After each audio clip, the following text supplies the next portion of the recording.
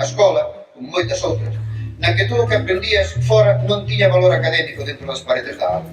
Por iso foi moi importante a primeira vez que nun aula alguén dixo que o galego era un idioma tan respectable como o castelán e encargoume un traballo sobre a fala da lingua. O idioma é a chave coa que abrimos o mundo. No ano 74, en que empecé a estudar pedagogía, case a totalidade do profesorado falaba en galego. Probablemente teñamos que mirar máis a historia para ver o que está pasando. O murmurio do vento, a palabra de amor, o idioma é o tempo, é a voz dos avós.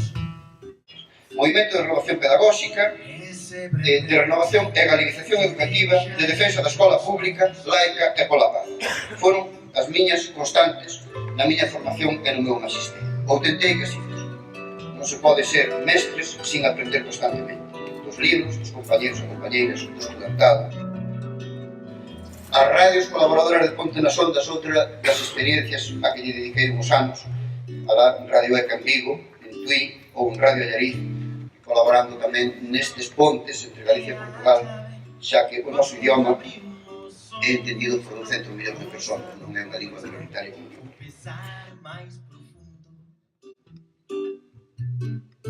O idioma é a vida, o coitelo da dor, o murmurio do vento, a palabra de amor, o idioma é o tempo, é a voz dos avós.